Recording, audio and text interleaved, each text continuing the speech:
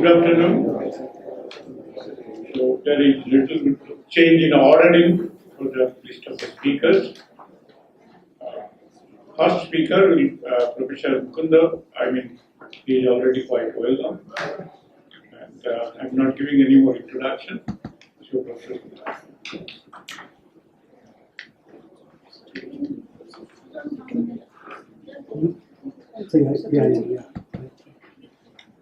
Yeah. So which button to press? This to go forward.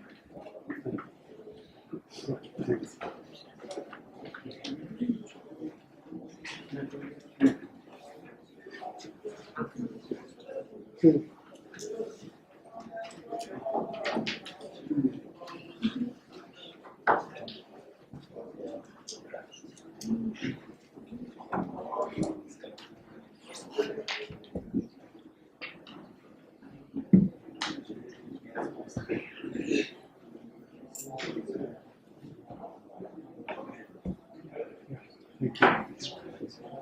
Thank you very much, Professor Roy. I have been asked to speak on this topic, elementary particles, concept of subtlety, and importance of the measurement process. This is actually a collection of three slightly distinct or different topics, so I will try to say something useful on each of them. The idea of there being ultimate or fundamental, indivisible parts of all matter, the idea is many centuries old.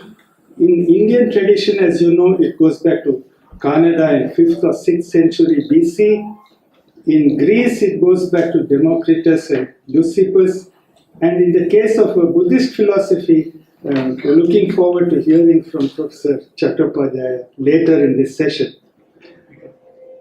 But I must say that in all these traditions, there have been different speculative schools of thinking, not a unanimity of views, certainly in the Greek tradition, for example. In the case of modern science, and I refer mainly to physics, the story begins with the experimental discovery of the electron by J.J. Thomson in 1896. This was just before the quantum era began. As you know, that started in the year 1900, and it is the first elementary particle in the modern scientific sense. The electron has turned out to be the most important thing, the main actor in practically all of chemistry and also almost all biological processes. After this discovery of the electron, the rest of the story is entirely within the framework of the quantum physics. The second elementary particle after the electron was the photon, or the particle of light. It was inferred by theoretical arguments by Einstein in 1905, but it took until 1923 for the idea to be accepted by the entire physics community. Next, the idea of the proton was identified by Rutherford as the nucleus of the hydrogen atom, and a few years later, in 1920, he suggested that there must exist a neutral particle called the neutron as a partner of the proton. This neutron was discovered by Rutherford's student Chadwick in 1932. The next important advance is the concept of antimatter, which was created by Dirac in 1931. And then, very next year, the positron, the antiparticle of the electron, was discovered, 1932. This is today used in medical science, positron emission tomography. That is where it comes from. So, till the middle 1930s, the list of elementary particles in physics was really quite small. The electron, the proton, the neutron, the photon, and the positron. Then the list expanded. It started slowly, And then after a few years, a decade or so, the numbers of new particles expanded very rapidly. So here are some of the important events. The mu meson was discovered in cosmic rays in 1937. The pi meson, which had been predicted by Yukawa in 1935, was found in 1947. In the period 1950s, 1960s and beyond, that is when particle accelerators or so-called atom smashers were built, and many, many unstable particles were found. And the total, around the time I was doing my PhD 55 years ago, the total number of these particles was about 200. So all of these particles had extremely short lifetimes. Each one of them would very quickly decay in a series of steps and end up as a collection of protons, neutrons, and electrons, the original elementary particles. Of course, the neutron itself is unstable. So, by the early 1960s, it hardly seemed reasonable to imagine that all of these 200 particles found in experiment were elementary in the language of the ancients. So for a while, when I was a student, I remember, there was an idea called nuclear democracy. The idea was all these 200 and odd particles were to be treated on the same footing. No one was more elementary than any other. Each of them could be thought of as made up of the others. In the phrase made up, we have to use the language of quantum mechanics. So in fact, around the late 1960s, Heisenberg, the discoverer of quantum mechanics, went so far as to say maybe the idea of an elementary particle is no longer useful. I just want to tell you this as a matter of history. This is what happened in the subject of physics.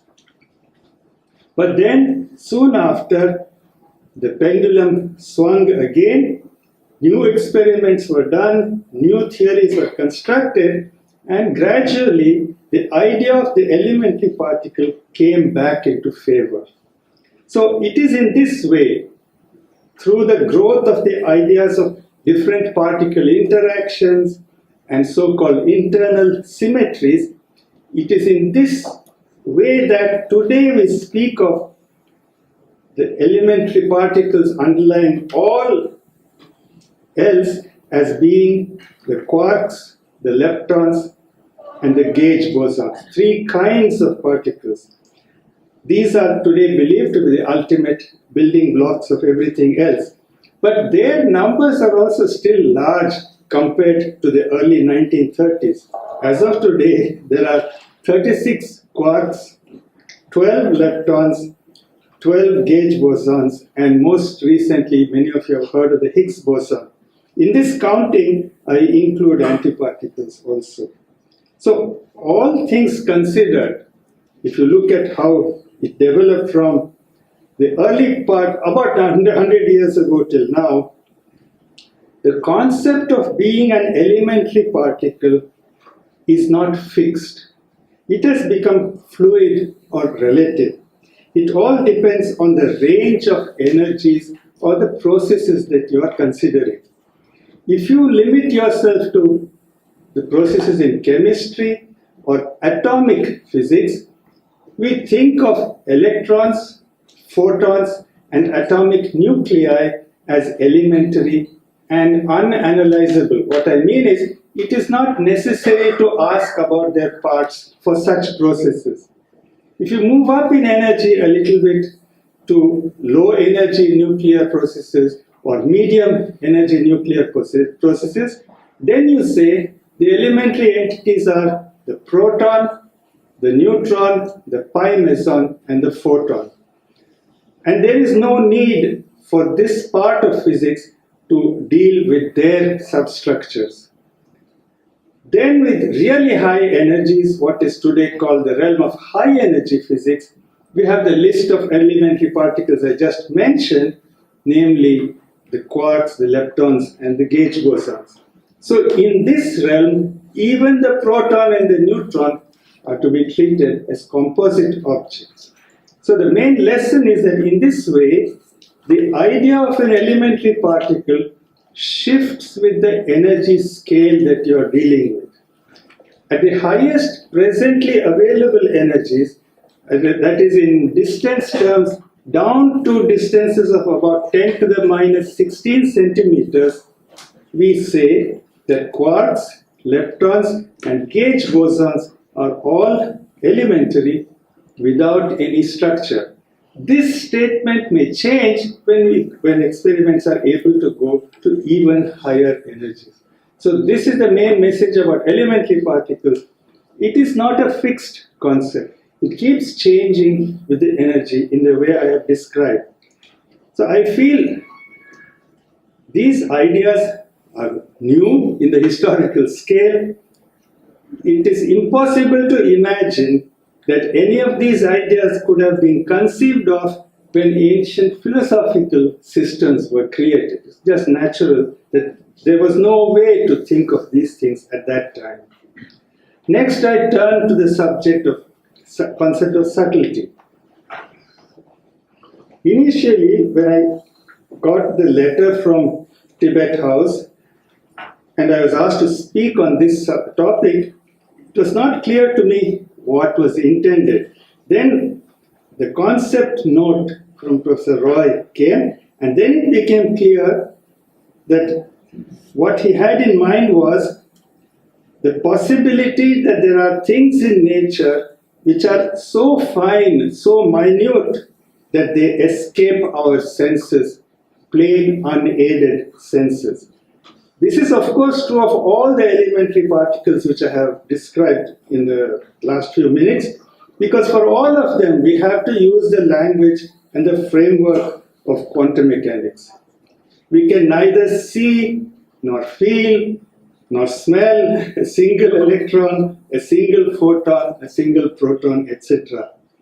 In this realm of elementary particles as understood now, we depend on very sophisticated instruments which we can regard as extensions of our senses. In that sense, all of these agree with the ancient idea of subtle matter as against the gross matter, if it is meant as related to what you can sense and what you cannot sense as human beings. So this is not particularly surprising. But I thought, thinking about subtlety, I might instead say something about another instance of subtlety. This concerns the mathematical structure of quantum mechanics. I referred to it briefly in the opening session yesterday, and I'd like to add a little bit to that. It is that according to the standard interpretation of quantum mechanics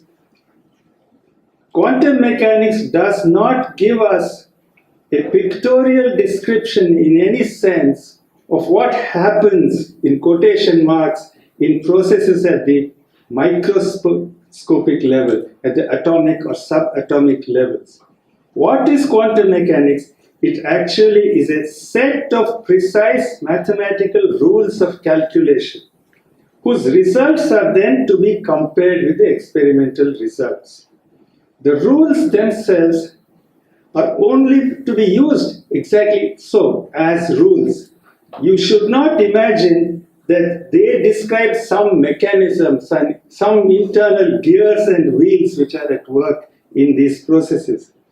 So this is something which is a great lesson from quantum mechanics, and it is something which was very well stated by Dirac, and I quoted him yesterday. So in this context, my little bit of philosophy comes into play. I have read long ago a very nice sentence from Wittgenstein. Somebody referred to him in today morning's talk. There is a sentence which I like very much because it seems so apt for the description of quantum mechanics. It says, "Whereof one cannot speak, thereof one must be silent." So that is the end of that. Next, I come to the importance of the measurement process, the third topic which I was asked to cover. Of course, it has to be in the context of quantum mechanics. So, as you would have gathered by now, it was the mathematical structure of quantum mechanics that was first discovered, as we know, culminating in 1925 to 27. After that mathematical structure was found, then an interpretation was constructed with really intense efforts involving many very gifted physicists. So in this context, there are several aspects which I should mention. The main problem in the interpretation was clearly the fact, which I stressed yesterday, that the properties of a quantum system cannot be regarded as numbers, as numerical quantities, which we had got used to for 300 years. We cannot imagine that all physical properties, all of them have values at each instant of time. They are not numerical quantities. They have this property of mathematics called non-commutativity. The resolution, the interpretation that was then arrived at was that when you measure a property experimentally, of course the result will be a number. But before the experiment is done and the result is obtained, you should not imagine it already has some numerical value. For any physical quantity, whether it's energy or momentum or angular momentum, the possible results can be calculated once and for all. But in any given state, in any given situation, any one of those values could appear, and there is a corresponding probability for that. And these probabilities are given in the interpretation by the so-called Born rule. About the measurement process itself, it has been mentioned in some of the talks earlier today. There were two main views. Bohr insisted that while the system being studied was of course quantum mechanical, the apparatus was to be treated as governed by classical physics. The more mathematically oriented von Neumann took the view that both system and apparatus were quantum mechanical. That was a unified description, which is in some senses more appealing. But in whether you took the Bohr view or the von Neumann view, the actual way in which after a measurement some definite values emerge, how to understand that has been a major challenge. And I can say a lot of effort has gone into it. Even till today, this thing is not fully understood. Professor Usha Devi's talk yesterday on decoherence was in that context. How one result among many possibilities comes up in an experimental run has to be explained and has to be understood. So as I said, this was dealt with in the session yesterday. So these problems, these questions, even now, they are matters of research, matters of discussion among professional physicists, even though the subject is close to 100 years old. To those of you to whom quantum mechanics is new, I want you to absorb this message. Quantum mechanics, the mathematics of it was discovered in 2 years, 1925 to 1927, basically by 3 people whose pictures were shown yesterday. The understanding of that mathematics was not clear at that time.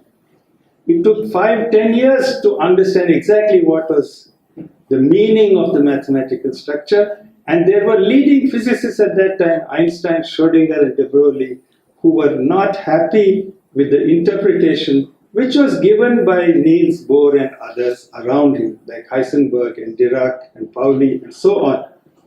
So, it is now almost 100 years since that time. In 2027, it will be the centenary of the great Solvay conference where these things were first thrashed out. So it shows you how non-trivial that problem is. Mathematics shows you the answer, but you don't know what it means in daily language. And it's still a matter of debate and research. To convey the flavor of this work, these efforts, I may mention, in the year 1988, a new way of thinking about measurement was introduced called the theory of weak measurements. It's a very active area of research today. A few years before that, in 1977, Sudarshan of India, Indian origin, and Vaidinath Mishra gave a theory of what is called the quantum Zeno paradox. Zeno was a Greek philosopher. This work of Mishra and Sudarshan explores what happens in the quantum mechanical framework if a quantum system is frequently observed, is frequently subjected to measurements at very rapid time, very short time intervals. And it leads to very, very unexpected and interesting phenomena. About a year ago, one of the students in the physics, in the Indian Institute of Science in Physics area, wrote a PhD thesis trying to understand the Born probability rule. The Born rule was written down in 1926. Even now there are PhD theses trying to understand and go into it in greater detail. So I'll give you back 1 minute. So I just want you to know that these are matters which are still, we have not reached ultimate reality as far as quantum mechanics is concerned. All this goes to show that these problems in quantum physics are under active study at the research level even today. It is work in progress. In discussing them against the background of ancient philosophy, I think this aspect should be kept in mind. Physics is it's a project not yet completed. I will stop at this point. Thank you very much for the invitation to take part in this conference, and I request you to permit me to slip away silently. Thank you. Thank you, Professor Mukunda, for your very, very informative talk, which may clarify some of the issues in the debate between Buddhist philosophy and quantum physics.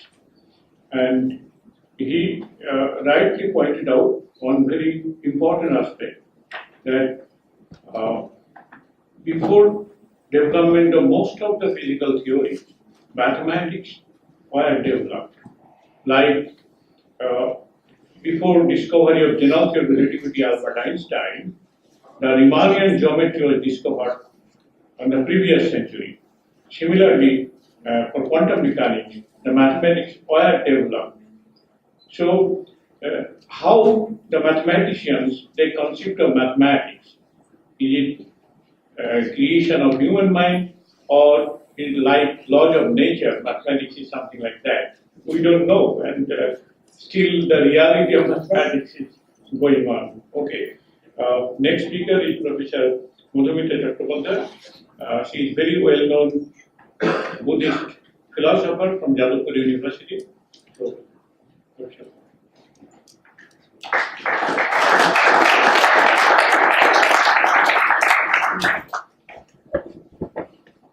Good afternoon, everybody.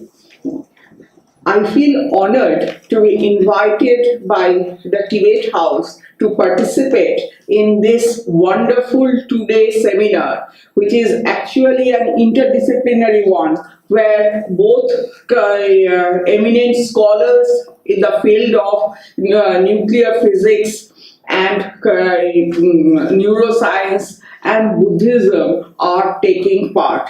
And I must thank Professor Gisela Dorji Damdul and Professor Shishir Roy for giving me a chance to study on the notion of atoms as found in Buddhism. Because generally the area in which I work in Buddhist philosophy is epistemology and logic. So I had to work to find out how can the notion of atoms have been discussed by the Buddhist philosophers.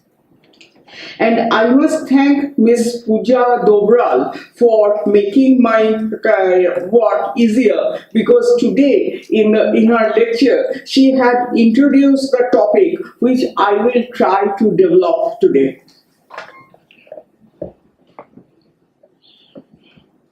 Now, first, in the introduction, I want to say that apparently, this is according to me, apparently any discussion on atoms seems to be quite out of context in the Buddhist perspective. Why?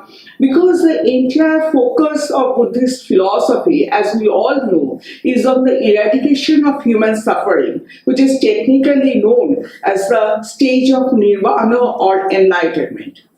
This is something, and the stage of nirvana is something which is not phenomenal or material in nature, whereas atoms are purely material or phenomenal. As such, in the early Nikaya texts containing the different teachings of Buddha, there is no discussion on matter or atom as such. Later on, during the Abhidharmic period, when the constitution of human beings were being analyzed, discussion on matter came into the forefront in Buddhist literature. A human being at that time was considered to be a collection of 5 aggregates. We know it as Panchaskandha Samahar, of which 4 are mental, known technically as Nama, and the physical one, that is one is physical, that is called Rupa. In order to explain this Rupa Skandha, or the physical constituent of human being, discussion on Paramanu and Kalapa, that is collection of material elements, can be observed in the non-canonical Buddhist literature. Though in the Pali Buddhist literature, discussion of matter or Rupa Kalapa was a later occurrence, that is, it was found in the Abhidhamma period. In Sanskrit Buddhist literature, mainly in Mahayana texts, discussion on atoms or Paramanu and other related issues can be traced from the very beginning. In this context, I want to mention some important texts. Detailed discussion on atoms or Paramanu and related issues occur in the Abhidharma Kosha of Vasubandhu and in the commentary Nyayanusara of Sanghabhadra. It is to be noted here that though the text Nyayanusara was a commentary on the Abhidharma Kosha, but Sanghabhadra did not hesitate to criticize Vasubandhu when Vasubandhu was upholding the Sarvastivadi position. In Abhidharma Kosha, Vasubandhu discusses the views of many of his predecessors like Vasumitra, Vedanta and Buddhadeva on the nature of Paramanus. This indicates that atomism as a subject had been discussed in the text Mahavibhasha Shastra, which dates back 150 years before the time of Vasubandhu and Sanghabhadra. All these texts were written from the realist standpoint. The only text discussing atoms from the point of view of the idealists is the Alambana Pariksha of Dingnam. This text, however, concentrates more on atoms as the object of knowledge, prameo, than on its ontological nature. Now the fundamental point regarding the atomic theory. In the presentation of their theory of atoms, the Buddhists made a great step in trying to split up the variegated whole of objects into a number of fundamental units, out of which all phenomena are constituted. They divided all the objects of the universe, both physical and mental, the stress is to be on mental also, into 18 dhatus or elements, and use these categories to explain other aspects of life. The dhatus come closer to the scientific notion of ultimate factors, since except dharma dhatu, all of them are regarded to be discrete, simple, ultimate elements.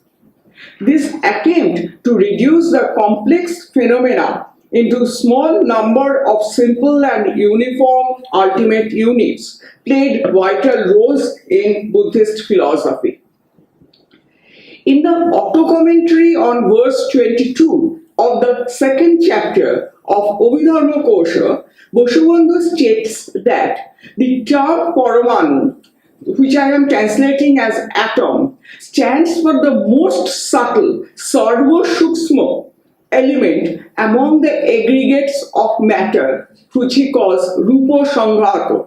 For there is nothing in the aggregates of matter which is more subtle than this. I have quoted the line, Sarva Shuksmo hi Rupa Sanghata Paramanur Ittuchate Jato no Onnotara Viggayeta.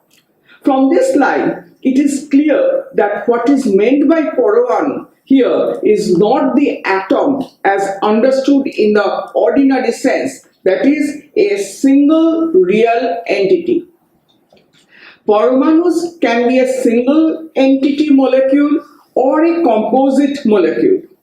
In fact, the Buddhists distinguish between two types of Paramanus: Drabya Paramanu, that is real entity atom, and Sanghata Paramanu, or the composite molecule.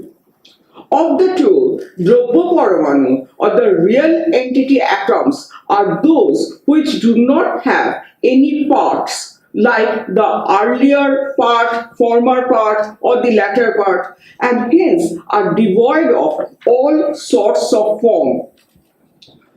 Sanghamadras, in his Nyanusara, classifies the concepts of Drabya Paramanu and Sanghata Paramanu in a rather different way. According to him, among the material forms or rupa that are resistant, sapratiga, the most subtle part, which is not susceptible of being divided again, is called Drabya Paramanu.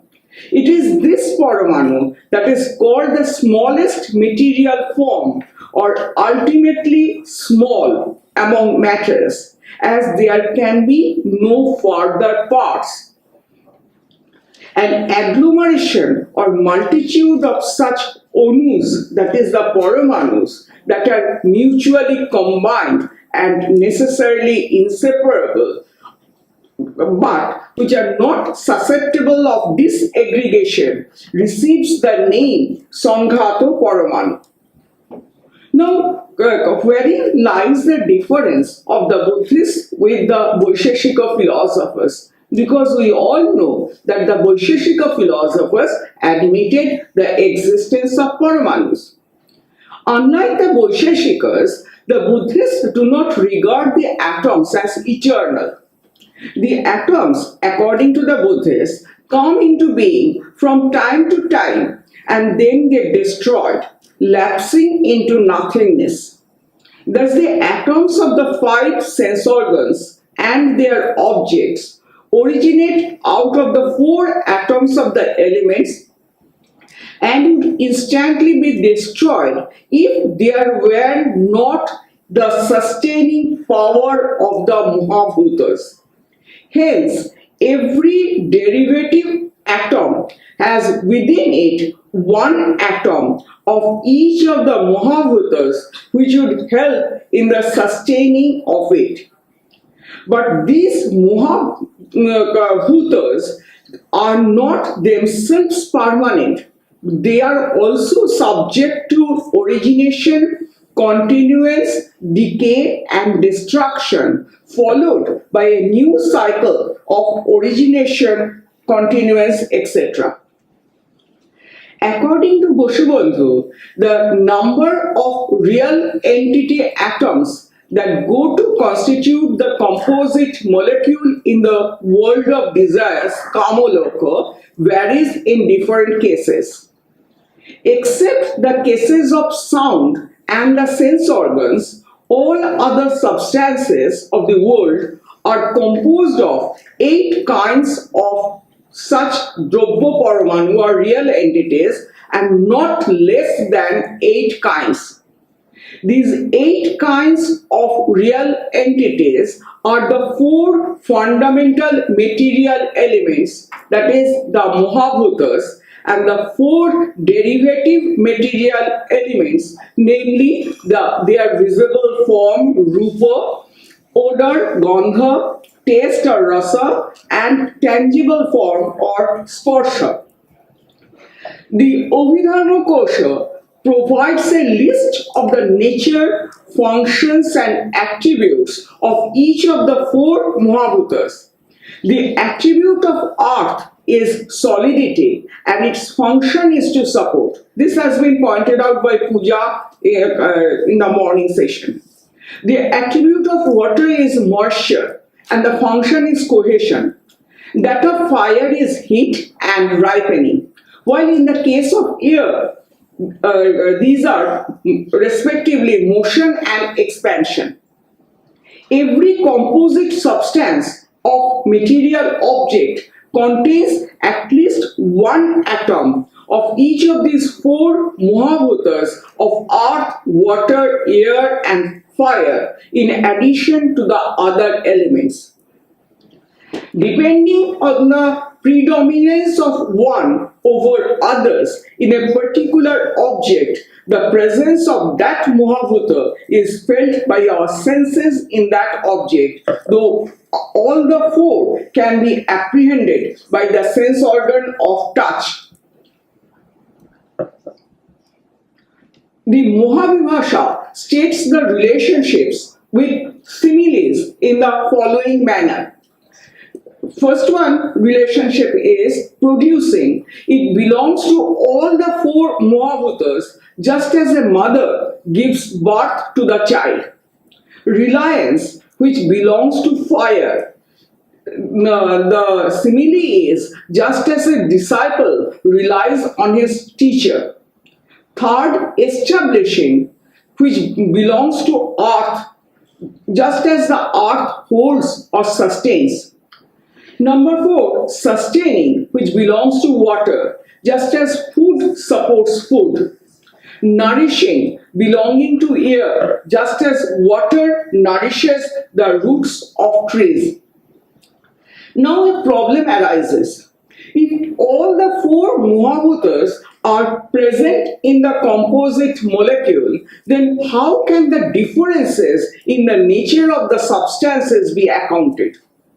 In reply, the Buddhists hold that the difference in the nature of the objects occur on the basis of which elementary substance, that is the Mahabhuta, is most active, Potutamo, Sputotamo, in respect of power, Shaktita, in the said composite molecule. This they try to explain with the help of 2 analogies. Let us think of a bundle which consists of painting brushes and a needle. Shuchi Tuli Kolaho. The touch of the needle in this bundle can be felt and not that of the painting brushes, though the number of painting brushes may be much more. This is simply because of the sharpness of the needle. Again, consider a cooking dish where, along with all the ingredients, there is excess of salt. In eating such an oversalted food, only the taste of salt can be felt and not the taste of other ingredients. This is simply because of the intensity of salt. Similarly, in the case of the composite element, when any one of the four Mahabhutas predominates over the other three by its power, the nature of that composite molecule will be determined by that Mahabhuta and not by the others. Now, if we admit this, another problem will arise.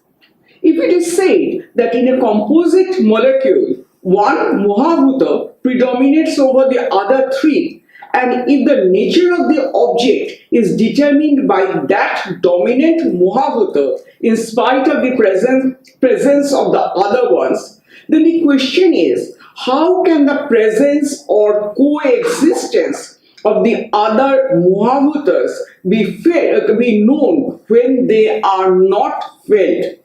In short, the problem we can formulate in this way: how can the presence of other Mahabhutas in a composite substance be known when they are not so active? Bosubandhu's reply here is that the presence of the four Mahabhutas in any composite element can be known from their efficacies, namely supporting or cohesion or warming or ripening and expansion. Bhadanta Srilavo, another Sarvastivadi Buddhist, he says that the existence of the four Mahabhutas in the composite molecules can be known from the changes that the composite substance undergoes because of the activity of certain causes other than one's own. For example, from the fact of the melting of iron in the presence of fire indicates the existence of the Mahabhuta water in the solid iron. Now, we have earlier said that according to Bosubandhu, the number of atoms in the case of worldly objects is always fixed. That is, it is 8. But in the case of the sense organs and in the case of sound, it is different. So let us now consider what are the number of atoms in different sense organs. In the composition of the sense organs, the number of atoms are not always the same. In the case of the sense organ of touch, which he terms as Kayendriya, along with the four Mahabhutas and the four derivative material elements, a ninth real entity or Drobya Paramanu is involved, and this ninth real entity is the body sense organ. In the case of the other four sense organs, namely eye, ear, nose and tongue, there is, in addition to these 9, a 10th real entity, thus making the number of real entities in each of the four sense organs 10.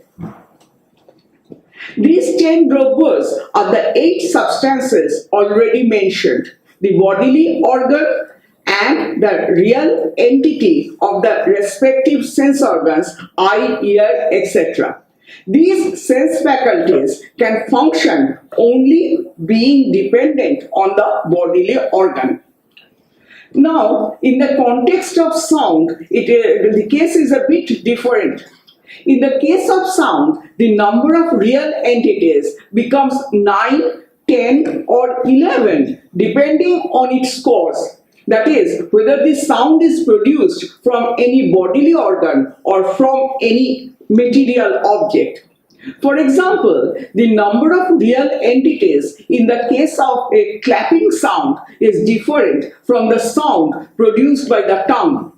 The sound that is produced by the hands involves the 4 fundamental material elements, the 4 derivative material elements, sound and the body sense organ, thus making the total number of elements 10. But in the case of sound produced by tongue, the number increases to 11. For here, what is involved are the four fundamental material elements, the four derivative material elements, sound, the body sense organ, and the sense organ of tongue.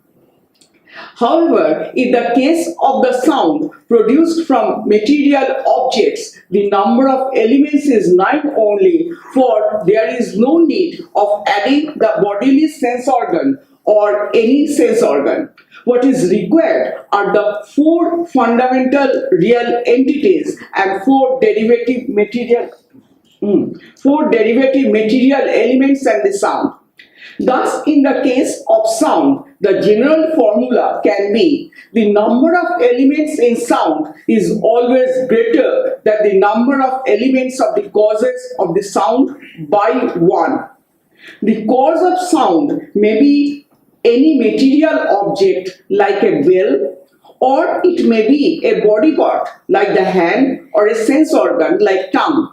Since the number of elements or real entities is different in the three cases, the number of elements in sound becomes different. Thank you. Thank you, Professor Chakravarti, for very interesting and fascinating lecture. Now, we have with us Professor A.K. Chakravarti, Professor All India Institute of Medical Science. So I don't think he needs further introduction.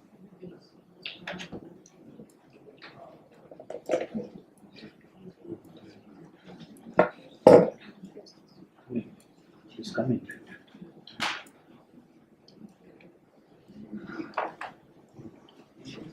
Honorable Chairperson, Professor Chattopadhyay, and the patient audience who have waited so long till the end. When I heard this name of the conference, it is Quantum Physics, Brain Function in Modern Science and Buddhist Philosophy. First I thought that who is the scientist who brought this quantum physics into the neuroscience? It is Sir John Eccles, who first thought that brain and quantum mechanics has to do something in synaptic transmission, because synapse is so small, probably there is something. It thought. And then these things progressed, and now you can see the Christ Koch, a student of Francis Crick, is also talking, and everybody is talking of that. Now, same Koch also got interested in Buddhism, and he found that Buddhist philosophy and neuroscience could co-progress. But who brought these three together? These two persons.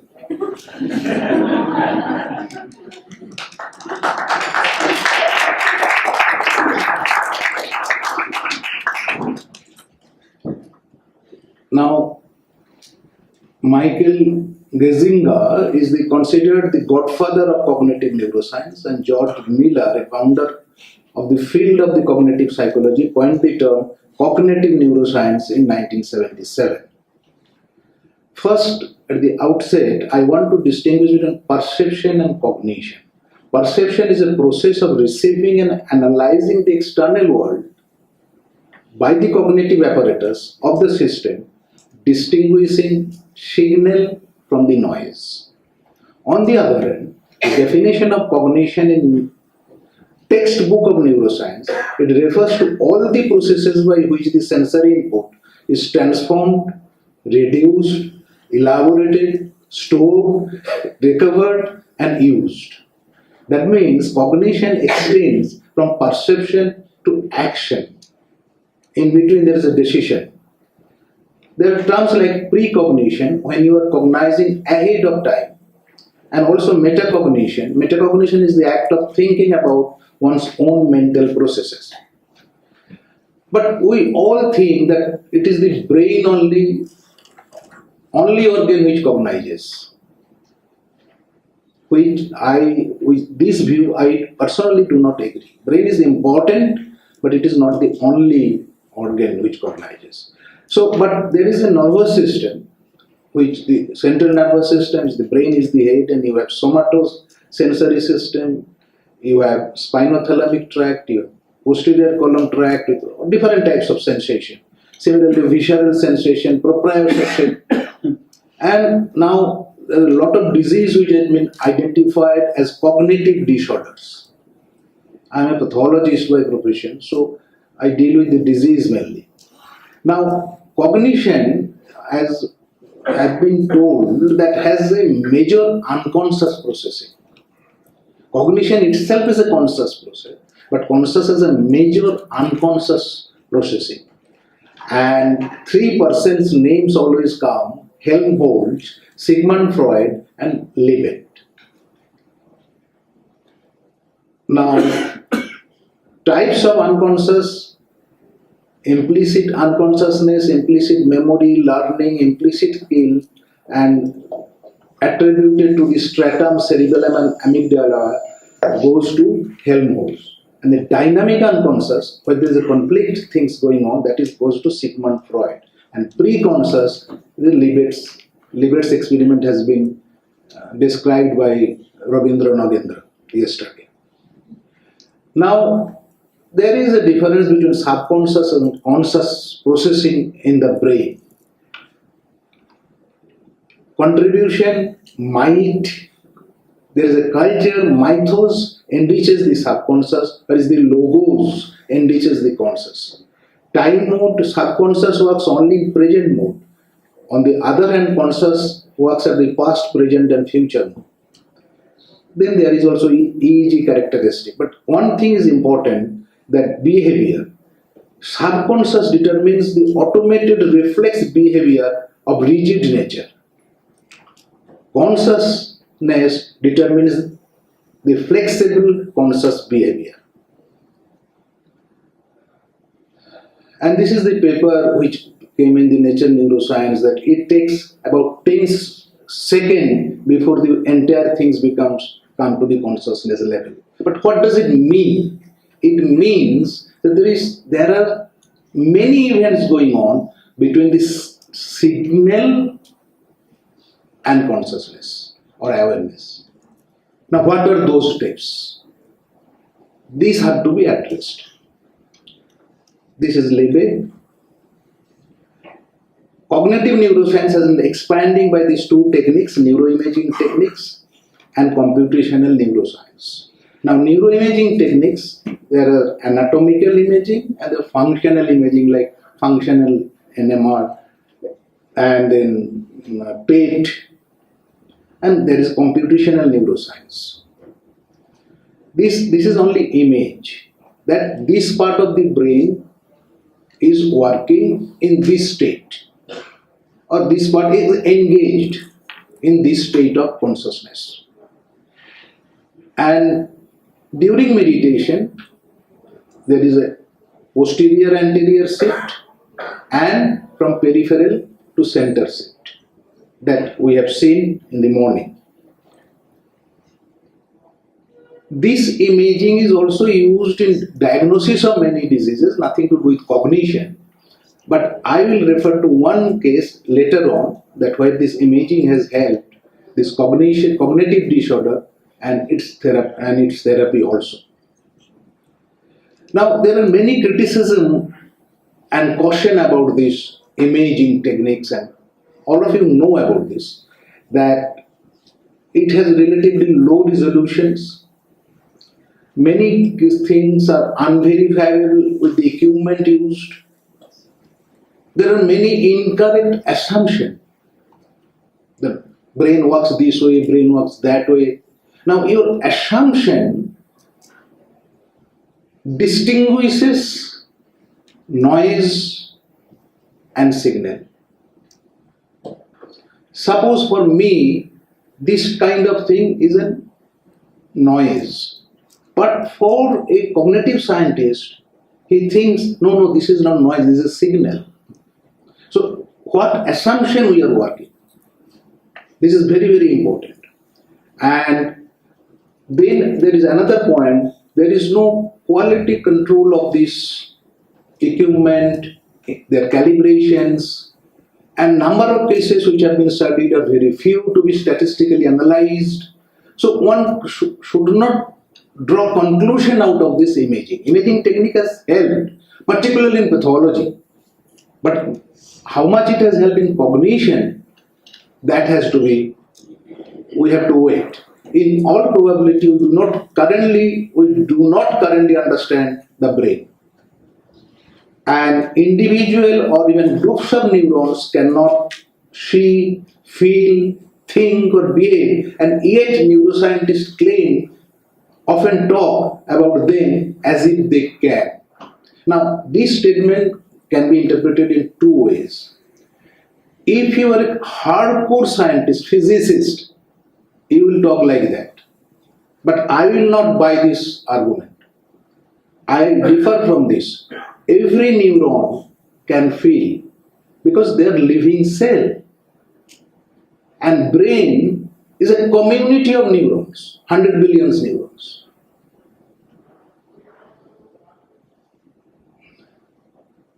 So now there is a stress on the default mode or task negative networking. When brain is not working anything, that could be the ground state. So this type of imaging technique is going on. Now come to the computational neuroscience based on the neural network theory, mode, node. Now computational neuroscience is a field of a theoretical study. It is a theoretical study which with mathematical tools, and you combine with electrical and communication engineering, computer science and information.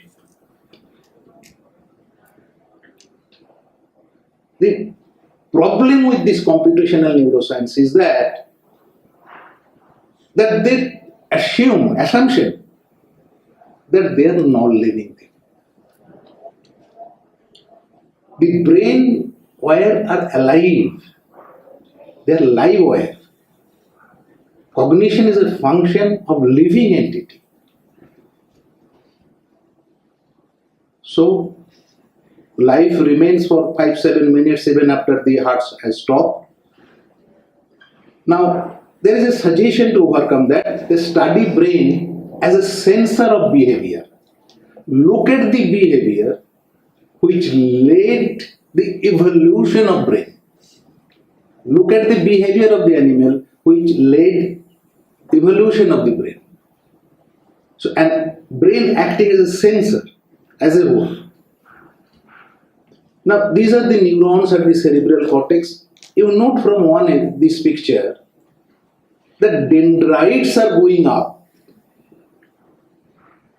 Dendrites, which are supposed to bring information in the neuron body, they are going up, and at the upstairs they are forming a network.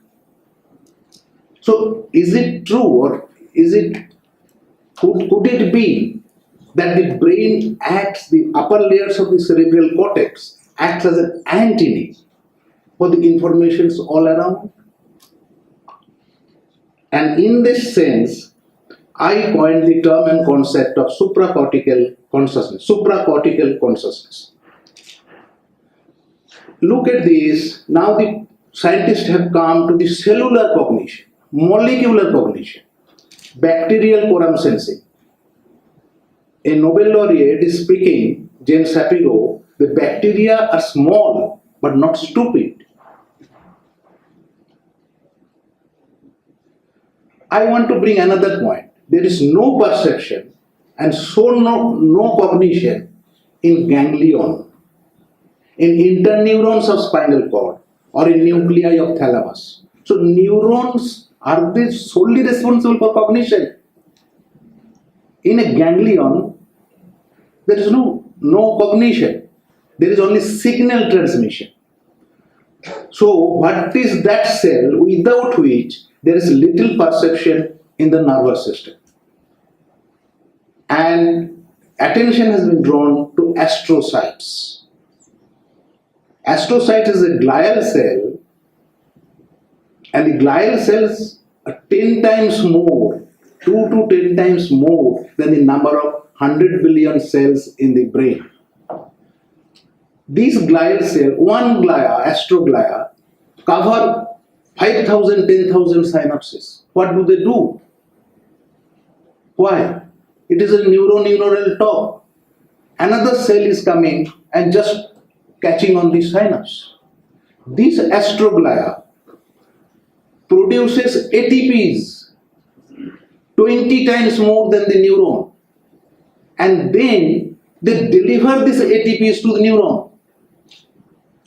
Do you have any other example in the cell biology where one cell is giving hard cash produced by it to another cell? I did not find in medicine beside astrocyte. Now, number of astrocytes is much more in the cerebral cortex. That's why probably, we do not know how, but that's why probably the thinking apparatus is the cerebral cortex.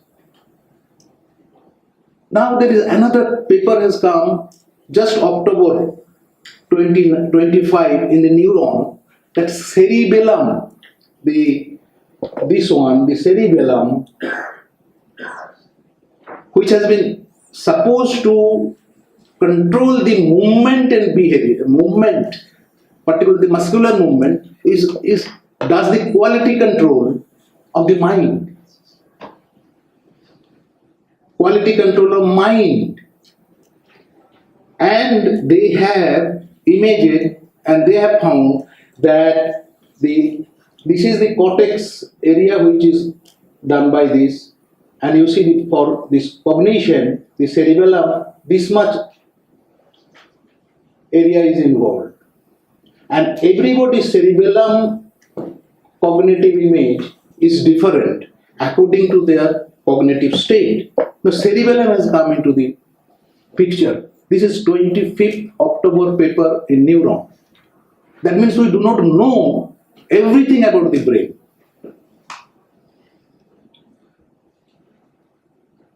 Now, I quote, I regard consciousness as fundamental. I regard matters as derivatives from consciousness. We cannot get behind consciousness. Everything that we talk about, everything that we regard as existing, postulate consciousness. Do you know whose quote is this?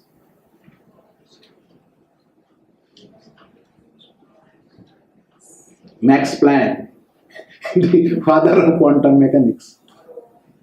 Science cannot solve the ultimate mystery of nature, and that is because in the last analysis, we ourselves are the part of the nature and therefore part of the mystery that we are trying to solve.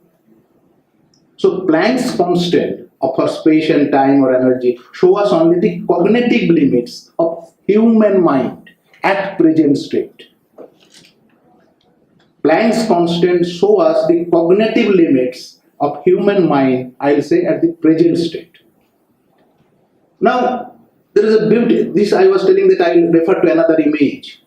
Now, this is the image of a person suffering from obsessive compulsive disorder. It is a psychological disorder.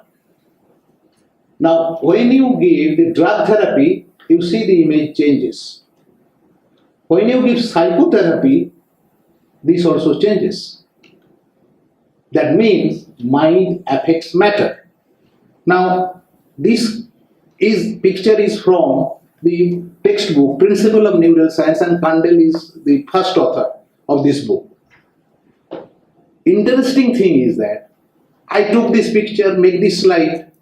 The new edition came, they have removed that mind affects matter. They do not want to put mind in neuroscience. Funny. So we'll do something on that. Now, 2 minutes. Please, because give me the privilege of presenting at the end. Now, one of the objectives of Buddha's teaching is to make individual's mind autonomous, not independent on any god or goddess. Yesterday, Professor Roy talks of subtlety in science, it is sensory input, enhancement by instrumentation, and in philosophy, sensory inputs plus enhancements of experience. So we have got so many things. We have got mind, we have got life. These words we have got during description of all this talk. We have got self, we have got consciousness, we have got information. Can we put all these 5 things together in a relationship, bring them in system science or system psychology? Now, so 2 challenges in neuroscience of cognition. First is that to find out the layers between neural signal and conscious cognition, the abstract operation therein, the operators involved, this is ontological sense, and their hierarchical relations, because it is complex, so we must find out the hierarchy. And second challenge is that for the system scientist to find out how these abstract operations are influenced by and influences the molecules of intercellular and extracellular signaling network inside the brain. These are the 2 challenges one has to address. Now, we all know about this signal. Even the robot in Mars works on signal. It does not have any information. It is only signal processing. Please write it down. Or everybody is talking information processing. There is no information. There is only signal processing. Then there is a build-up of knowledge from information. Then there is build-up of experience from this knowledge, and then there is wisdom. Now, multiple information, similar information together when formatted by cell, by some operations, and they form a symmetry, and then we get the knowledge. Now, when the symmetry becomes a knowledge architecture type, it becomes an architecture or designing, then it is an experience, and then it comes to a point that is wisdom.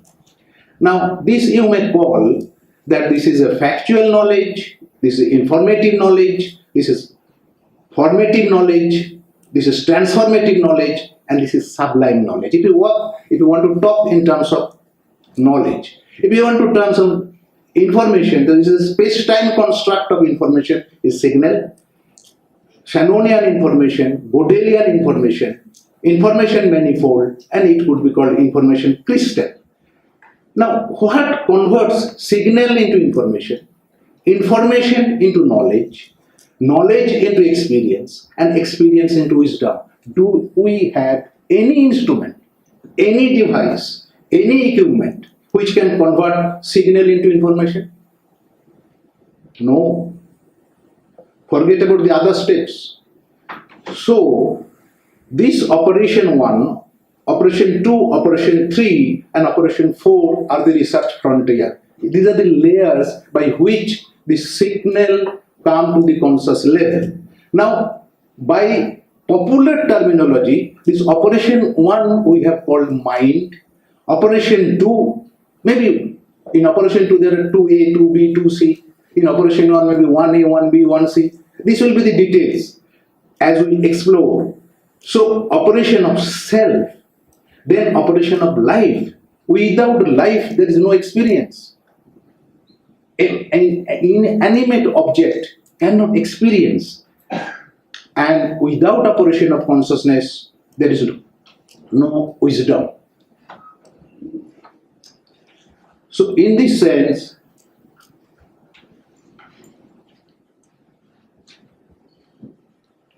sensation is a noise, and signal, perception, and information related to concept formation.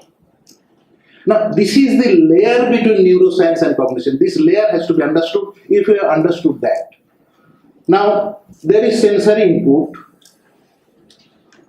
then there is a neural coding, then information on board, symmetry for concord, neural manifold mode, then consciousness accord. Here attention is necessary. Consciousness accord as attention is necessary. and then following that is a behavioral output. This is the operation 1, operation 2, operation 3, operation 4. Now here we can see the Boolean logic, then fuzzy logic, then this is jumbled up in this computer. This we get the formal logic and then inferential logic, and probably in consciousness we may get hermeneutics. Now, how to put these 4 or 5 things in a hierarchical manner? That is another question. I showed linearly just for simplification, but it is not like that. So when you sit on meditation, in deep meditation, many people have seen triangle, circle around their head. Now, what do they mean? Okay, they are figment of imagination, forget it. I think this is not. These are operation of mind, information, operation of life. This is the triple helix of nature, and experience of memory, operation of self. I am just putting together arbitrarily. This is the intelligence, and then another triangle with operation of consciousness, where you get this awakened state, awareness, experience, choice, and design. Consciousness has a hotline connection with mind, and mind has connection with the informational molecules of system biology. And this connection help you to develop the artificial intelligence. So this is natura naturata, which nature which has been made explicit, conventional truth.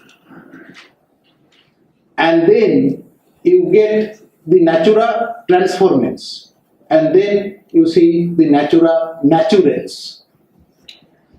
This is surface phenomenology, this is depth phenomenology, and this is elementary phenomenology. We can divide this. This is nature nest 1 and 2, classical and quantum. Then it is nature nest 3, nature nest 4, and nature nest 5. Panchokosha model of nature consciousness. Now you see this self, who cognizes? Self. Self is subtler than mind. That's why many times self is ignored.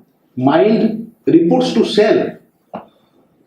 I am the master of my mind. This I is self, but it is so subtle that many times it is ignored. But it is the self which cognizes, which feels, what feels is the life. Without life there is no feeling. And the consciousness is supporting all. Now what the individual operator cognizes for? Mind cognizes for signal or information. Self cognizes for phenomenon or phenomenal information. Life cognizes for change of symmetry. What consciousness cognizes for? Consciousness is very passive. It supports from behind.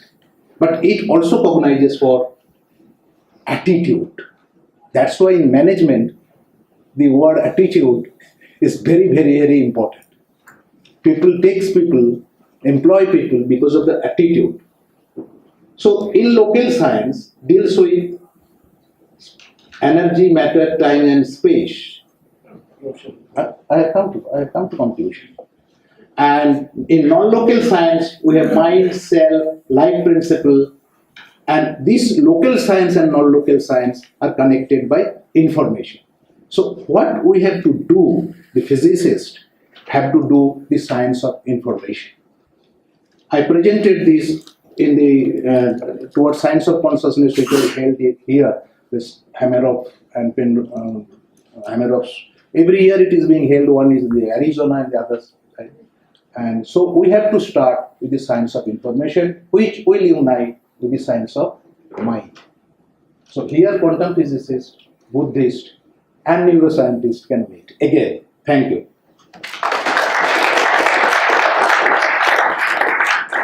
So, thank you very much, Professor Gulmohar, for your thoughtful lectures. But I have a comment that when you are using information, This is great debate is going on whether the concept of information we are using in science and technology is at all applicable to living organisms.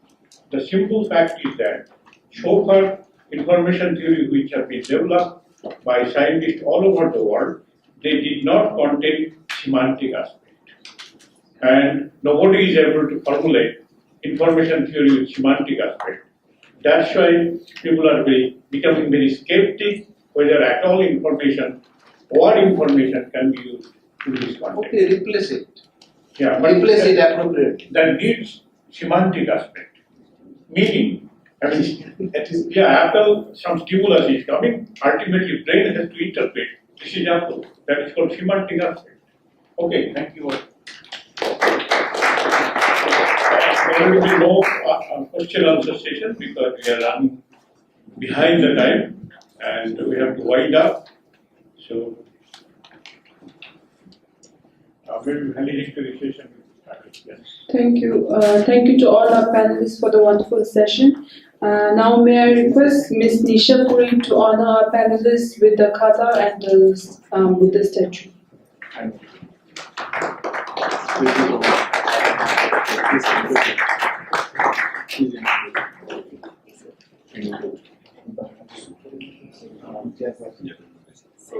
Professor Cecil Royji.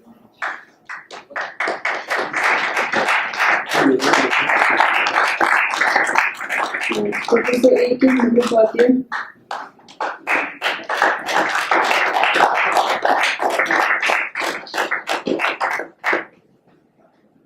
Professor Madhumita Chattopadhyay ji.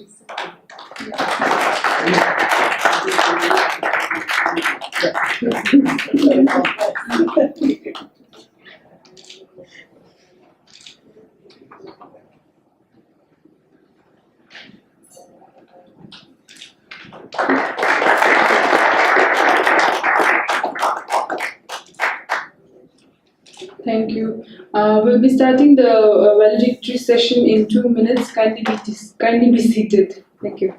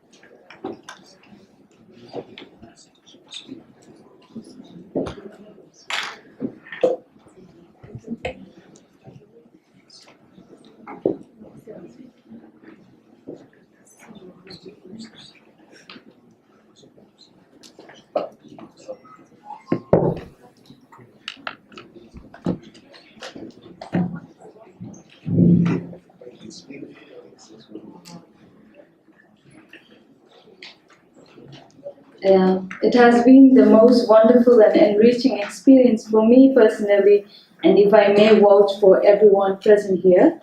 The philosophy, theories, the ideas, the discussion, and the enlightenment shared has been extremely rewarding, but as well, good things comes to an end. And I would like to conclude with this little hope that the valuable learning from this forum will continue to touch each of our lives on our way forward. With this thought, I now request Professor Sissy Roy and the Venerable Geshe-Daji Damdul to come up on the stage and address the gathering.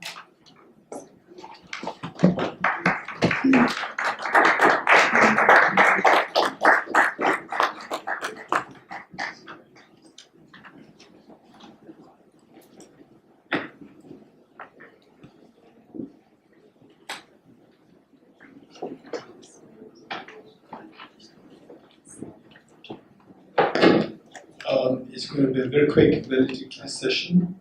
There's a program after this and a program, so therefore we have to vacate this place in a few minutes. So basically, so we have Professor Sissy Royji who has been with us as the main convener of this program, and we get many good, very encouraging, we get very many encouraging feedback from the audience, mentioning that the program here, this is really one of the best programs of Tibet House since the last many years, and also as compared to many other programs, academic programs, this is very enriching, very rich. So this is any feedback the audience might have, you can send us through written, and we can improvise on that. And I'd like to give Professor Sisiroji, say 3 minutes to just share your opinions and what things to be done, more things that you think can be done to improve the conference, and then will be followed by Professor Gandhiji, who had been such the inspiration for Tibet House, and from Delhi University, and we see that he's been very dynamic in this part, and I've been meeting him, seeing him, taking part in such programs for so many years. So I'd like to see your opinion as well pertaining to how to improvise this further, and particularly in the future how to include the youngsters, college students, university students more, and because that there's a very soon we could organize a program on neuroscience and psychology from the different traditions. So this is another thing which is waiting, and there are other programs as well. So I'll give Professor Sisiroji 3 minutes. Okay. Thank you, Geshe Damdal. The conference seems to be very productive, but let me request all the people and Geshe also that there are some open problems, conceptual difficulties in comparison with the concepts of quantum mechanics and neuroscience and Buddhist philosophy. So if we make a list for these open problems and the divergence or convergence, then it will be very much helpful for any kind of future conference or symposium, and which is necessary for point of view of a dialogue. And I suggest that in any such future conference, we should devote more time for the discussions or kind of panel discussions. It will be good. So thank you once again for your support and wonderful arrangements. And, Professor Gandhiji. Thank you so much. And I don't deserve to be here, but Geshe-la is supposed to be here. So from my side now, since I don't have much idea about the science and physics as such, but I was much benefited by the terms and the precise interpretation of those things that which abstractly used to understand. So Geshe-la especially deserves thanks to put the reason to the science, and especially the physics and other science. So with this, I thank you so much for all those scholars who have presented paper. We are highly enlightened, and also to those from here to listen to it. Especially I like the session where young scholars made their own kind of experiences and how they have benefited out of this conference. Thank you so much, Geshe-la, and thank you so much, Professor Sisiroji. And thank you so much, Professor Gandhiji. And so the conference, for the youngsters, for many of us, maybe this is more like a fresh exposure to such conferences. And the conferences, they are never to decide anything.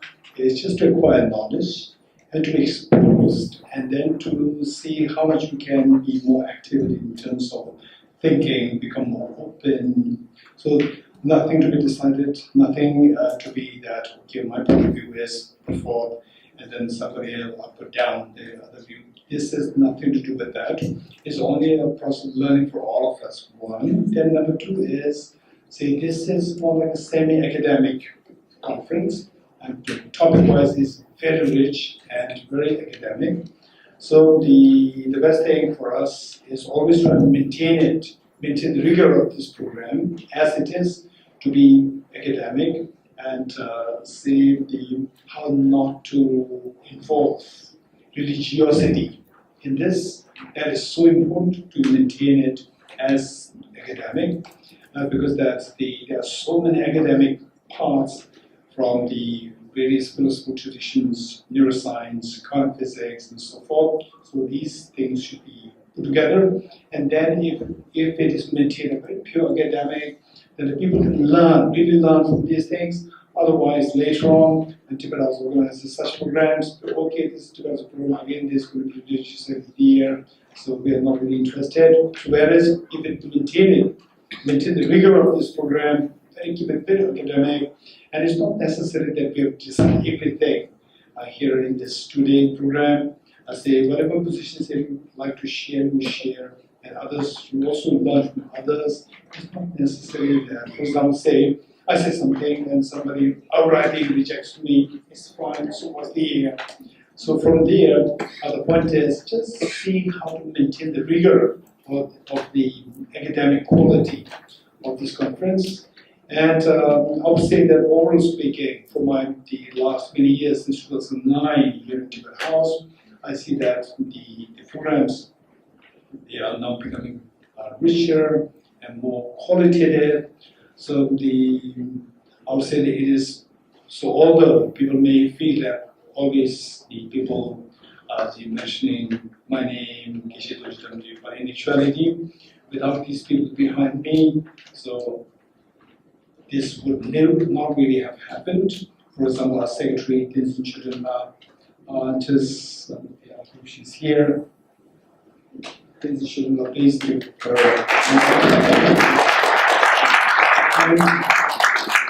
And then all the participants, you are so aware of this young girl, Tenzin Chudunma, all these just keeping me on toes, even in the nights, sending me emails, sending me to check the email, so always keeping me on toes for the last many months. And then Professor Ciciroji, they has been giving such a guidance to her, so it must have been greatly enriching the experience for such young, energetic Tibetan members to grow. Professor Ciciroji, thank you so much. And then we also have, say, Tenzin Kusala here, the education we have Tenzin Tundula who designed this whole booklet, and all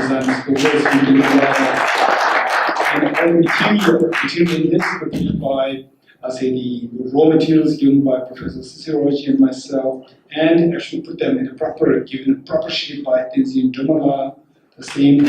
And then this coming actually in the form of a hard book in your hand is because of Mr. Ashoji, who has been a great asset to the house.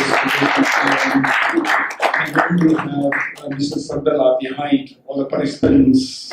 And then Mr. Sabella will often go to the details easily. So Mr. Sabella is behind us. And then we have the Tibetan teacher, Mrs. Hongye Zala, who has been and then we have Mr. Natambala, who did a beautiful, the moderation for the moderator for this program. Thank you so much. And then we have Tenzin Degala behind there, and then we have Nishi, so we see that. And Chokdala, let us not forget, it's Chokdala without which so thank you so much, all the Tibet House staff, and I'm extremely grateful to all the participants, without which this program could not possibly become so rich, and it is all because of my very dear friend Professor Ciciroji that many of the true academics were being brought here. Thank you so much, and all the participants, thank you. And as we requested, we have been requesting for the last, both the days, that is, presenters are kindly requested to submit your papers by the 31st of December, so that we will actually come up with the proceedings in the book form, because this program is really being liked by the people so much, and all the participants. Thank you so much. Thank you, and so let's see. We're waiting for your feedbacks. Thank you so much, and have a good evening, all of you. Thank you so much.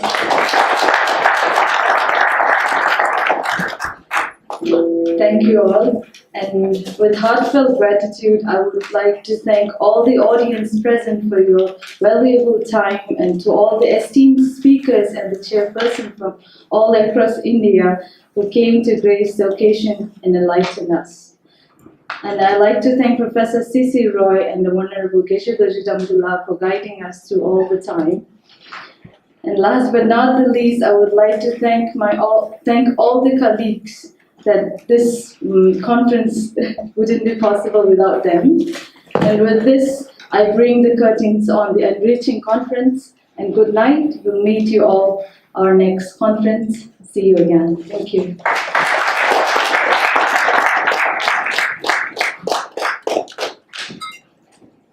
Okay, just very informal. Say those of you who are not on the mailing list of Tibet House, if you want to know about these programs, you give your emails to the Tibet House staff at the counter there, so that you will receive all Tibet House mails, weekly mails. You will be notified of all the programs that Tibet is organizing. So this is what I like to. So it seems like many of you are still not yet on mailing list of Tibet House. Okay, this is just for information. Thank you so much.